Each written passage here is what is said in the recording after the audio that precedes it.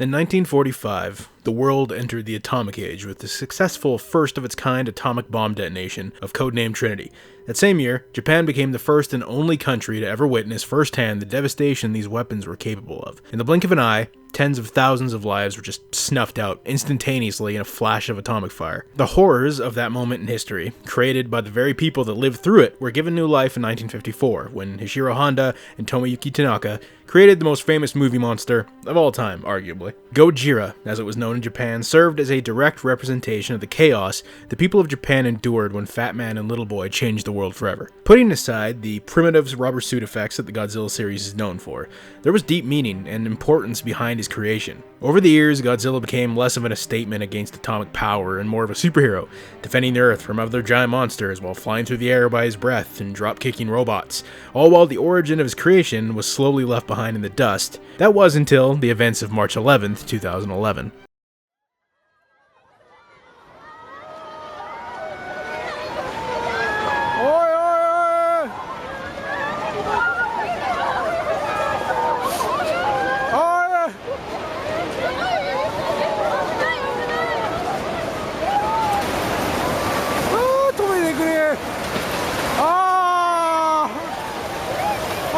Japan was once again struck by tragedy when an earthquake triggered a tsunami so devastating that it not only ended the lives of over 15,000 people, not including almost 3,000 others who are still missing to this day, but also triggered a meltdown at the Fukushima Daiichi nuclear power plant that left the surrounding areas uninhabitable for nearly a decade. From the ashes of this tragedy, a new vision of the iconic monster was born, serving as a direct representation of this incident just as its predecessor did nearly 100 years ago. History was essentially repeating itself. When Hideaki Anno was approached to direct Shin Godzilla, he initially didn't want anything to do with it, stating that he had fallen into a deep depression after completion of Evangelion 3.0, which, I mean, I get it, bro. I get it. Have you seen those movies? They should just come, like, pre-packaged with a therapist for free, because good lord, do they ever leave you feeling something afterwards. Oh man.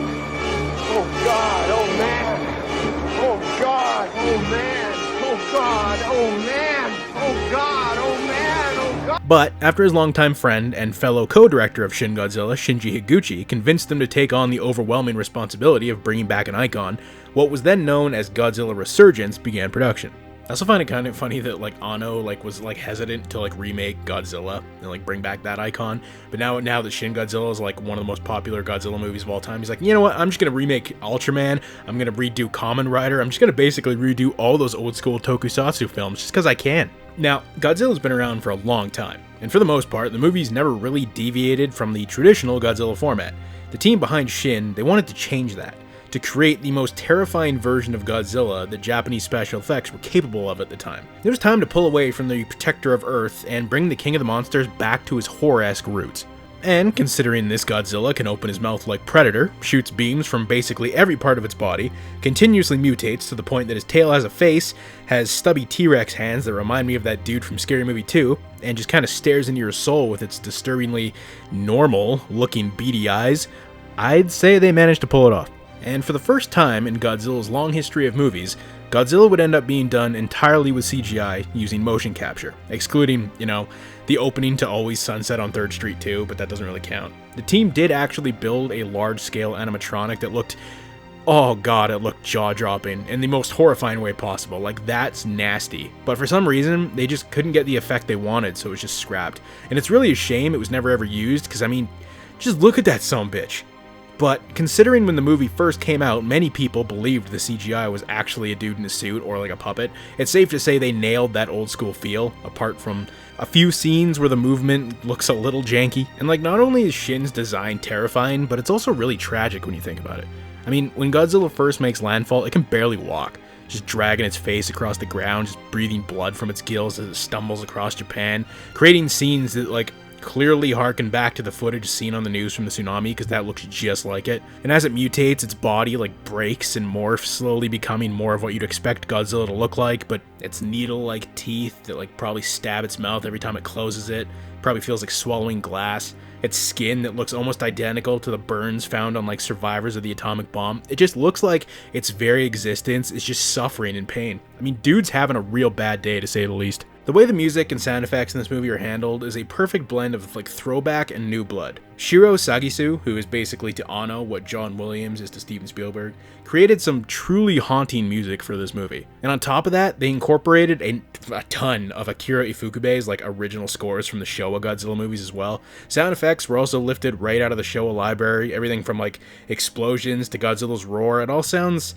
It's hard to explain. It sounds like mono, like it sounds older. And when it's all combined together, it gives Shin like a very retro feel. And as a long time fan of the Evangelion series, I'm depressed, you can tell. It was great to see Anno pepper like Shin Godzilla with so many Evangelion references that you could practically call this and Eva part of the same universe, which I guess they kind of do if you consider the Godzilla vs. Evangelion the real 4D to be canon, which I don't, but you know, some people do. From camera angles and shots taken straight from Eva to Godzilla basically being an angel, I mean shit man, they even used multiple tracks from Evangelion itself, like Decisive Battle and EM20, and they don't feel out of place at all either.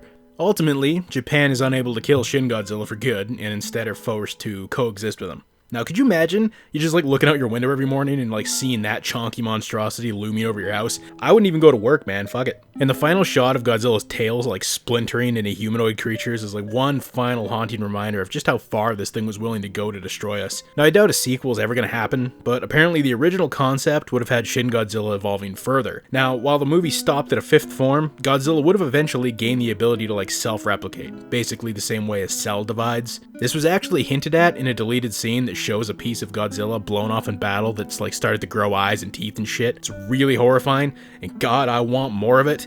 But Toho didn't think so, because it was cut for being too disturbing apparently. And in the further stages of evolution, Godzilla would have gained the ability of flight. I mean, hopefully not using his breath, because that would have been weird. It would have been a nice throwback, but it would have been weird. Can you imagine Godzilla with wings or something? Man, that's terrifying. And eventually, he'd become an indescribable monster of like Lovecraftian proportions that would invade space and take over other planets. Now, does that sound like a Godzilla movie? No. But does it sound Hideaki Anno as fuck? Yes it does, and I would kill to see that. The franchise needed Shin Godzilla. Every movie from like Godzilla Raids Again until Final Wars was basically the same thing. Godzilla shows up, fights another monster, saves the world, with few exceptions, with some, you know, youth friendliness thrown in there to get butts in theater seats. Toho played it safe for decades, and when even Godzilla Final Wars, arguably the craziest Godzilla movie up to that point, somehow still managed to make less than its budget, you know it's time for a change. Shin was the radical departure from the norm that Godzilla needed to become relevant again. And it paid off. At the 2016 Japan Academy Film Prize Awards, which is basically the Japanese equivalent to the Oscars, Shin Godzilla took home 6 of the awards, including Best Director and Best Film, the first Godzilla film to do so. It showed that it's okay to switch things up. You can experiment with this character, take him in directions outside the box, make him terrifying. And with rumors of Toho working on what could potentially, not confirmed, but could potentially be a new Godzilla movie set during World War II, let's just hope they keep this momentum going into the future, because I would love to see more crazy ideas like Shin Godzilla come to fruition.